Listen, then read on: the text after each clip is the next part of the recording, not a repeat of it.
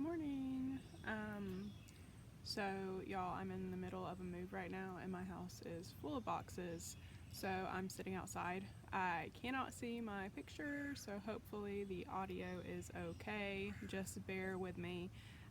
We're gonna be continuing the same series that Josh started last week, and this week we're gonna be talking about doubt as a pathway to discipleship. Our primary scripture is in John 20:24 through 29, and I will read that. And I'm working off my cell phone today. I can't find anything in my house, so y'all just bear with me. So John 20:24, it says, "Now Thomas, called the twin, one of the 12, who was not with them when Jesus came, the other disciples therefore said to him, 'We have seen the Lord.'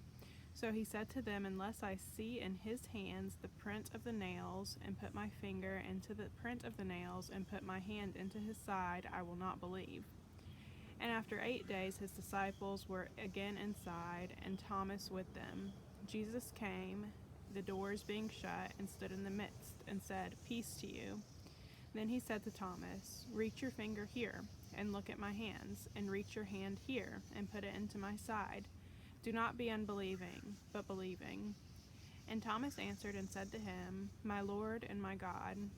Jesus said to him, 'Thomas, because you have seen me, you have believed. Blessed are those who have not seen and yet have believed.'"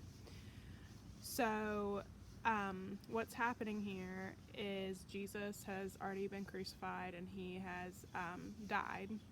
But some of the disciples have already seen him. He's already risen again, and some of the disciples have seen him. And Thomas, being one of the disciples, he is doubtful of that.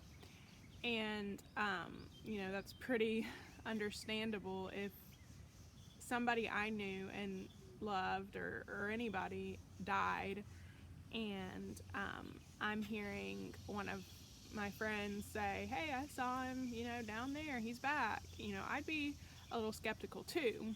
So you can kind of empathize with Thomas here, that he's saying, "Look, unless I put my hand where the nails went through his hands, unless I put my hand in his side where they pierced his side, I'm not going to believe it's him." So you can kind of understand that human skepticism. The lesson here, it has a couple different points. The first one, it says that there are different kinds of doubt. Doubt can mean a variety of things, even not including areas of your faith. You can doubt yourself, you can doubt circumstances. There's, plenty of reason to doubt. It's perfectly human and normal to be skeptic. It talks about different kinds of doubt, and I'll go into some of them. One of them that hit me said closed-minded unbelief. And when I see that, I think of people, I might have met in school or at work who just don't believe in God, won't believe in God, won't talk about it. Talking about faith, they don't believe. They're closed-minded. They're completely shut off in their head. They don't even want to talk about it. There's another one, blind faith, meaning I believe in whatever, in God and anything. Like, I'm going to believe it blindly. I don't have to learn more about it. You follow things blindly without really looking into it sometimes. I think a lot of times there is a healthy skepticism, especially in some of life's circumstances as y'all are growing and getting older. You want to have a healthy skepticism about a lot of things. You don't ever have to doubt God, because we know that he's sovereign. However, it is normal sometimes to question, and you don't have to feel guilty about questioning all the time. I know when I was growing up, I felt bad if I ever questioned God's will for my life. But it's okay to ask God questions. Sometimes you can have a questioning spirit without necessarily doubting, and that's okay, because that's how we learn. I don't think there's anything wrong, with having blind faith in God. However, I think it's a lot healthier to, yes, have faith in God and trust in God, but also if you have a question, to go look it up, and, like in the Bible, or ask, your pastor, ask Thomas, ask one of the adult leaders, ask one of us, and, pick some brains and see why. Why do I believe what I believe? And you know what that will do? That will actually strengthen your beliefs more, so that when somebody else comes and asks you a question, instead of saying, I believe because that's what it is. It's in the Bible, so I believe. Somebody that doesn't believe, that's not going to be super convincing to. However, if you have reasoning behind that and you understand what you're saying and have more of an eloquence behind your speech, that's going to be a lot more convincing. It's good to have a healthy, curious spirit. God gave us that curious spirit. We should always be striving to learn more, and then that reinforces our beliefs and lessens that chance for doubt to creep into our faith life. Second point here, we kind of went over that some doubt can be healthy. It talks about if you were in Thomas's situation, do you think you could have believed at this point? If it was me, like I said, I'd be pretty skeptical if, some guy that I'd been following for, 3 some odd years, I saw him die. I saw, them nail him to a cross and pierce his side. I would be pretty skeptical if somebody came to me and said, yeah, I saw him earlier. He talked to us, seemed fine. And so Thomas was like, no, I'm not going to believe that unless I actually put my physical hand where they nailed it to the cross. Unless I see that for myself, I'm not going to believe. So, that's understandable. Some doubt, I don't recommend it in your faith life, but yeah, I would definitely have a healthy doubt, a healthy skepticism about some of the things, you'll be facing as you get older.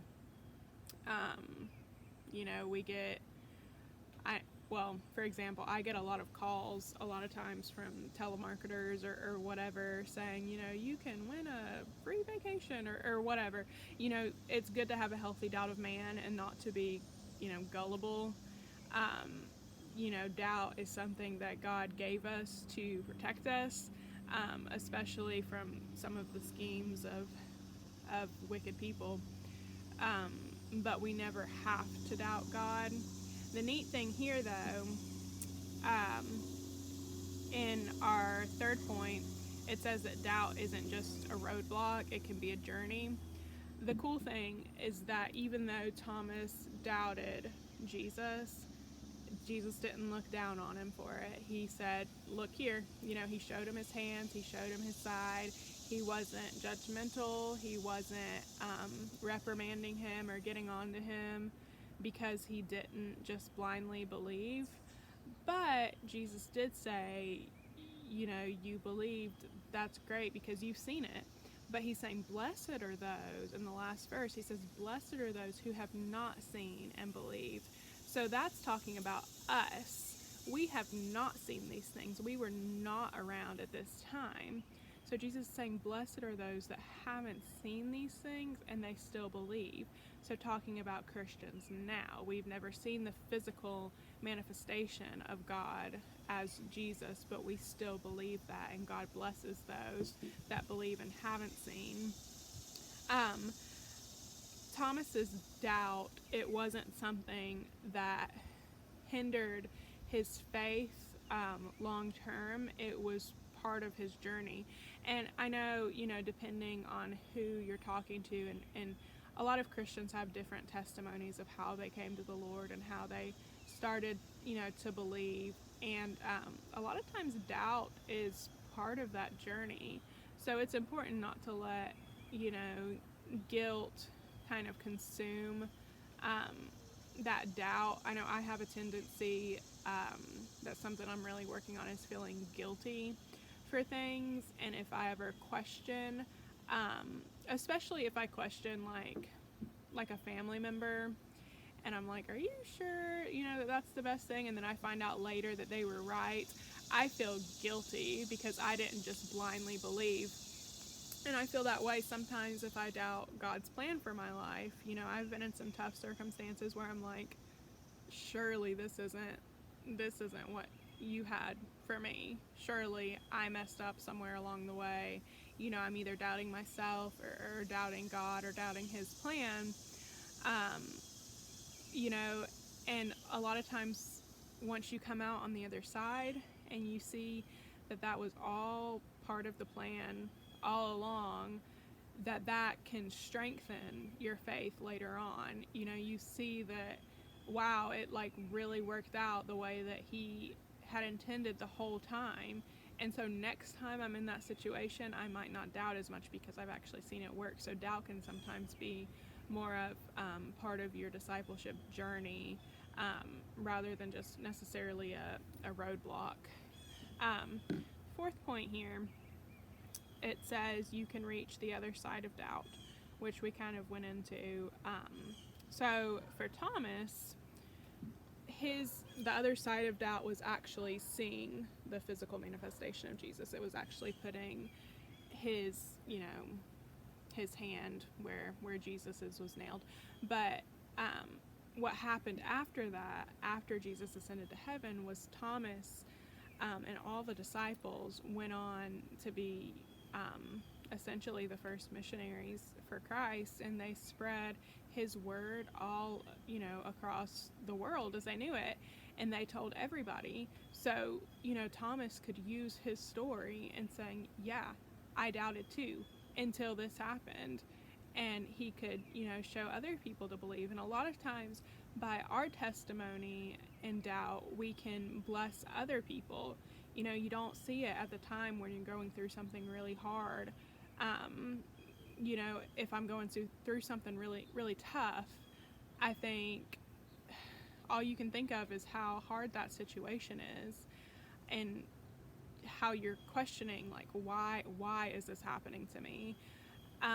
But sometimes when you come out from the other side and you see somebody else dealing with the same thing, you can encourage them and you can say, hey, I was there.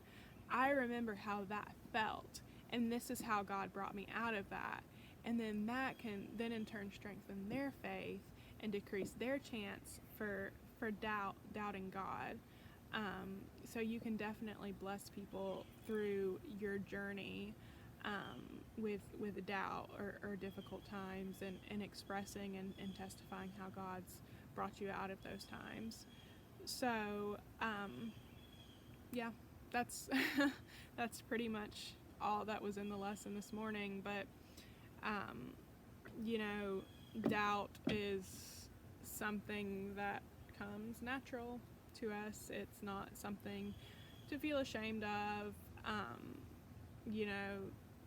It's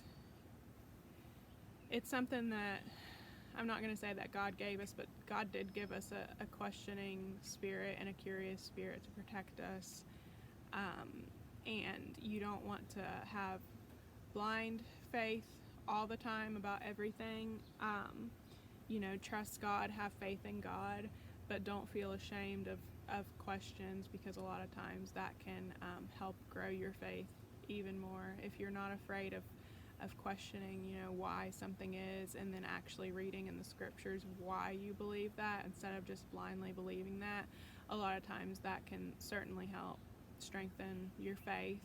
And that's something that's really important to me, is that y'all know how to look up and to research why you believe what you believe, other than just believing it just because somebody told you to. So yeah, as always, if you have any questions, you can come, to any of us, to me, to Thomas. I can't wait to see you guys again, hopefully soon. We'll be back to semi-normal. I love you guys. I hope you have a good holiday, a safe holiday, and we'll see you soon, hopefully. Bye.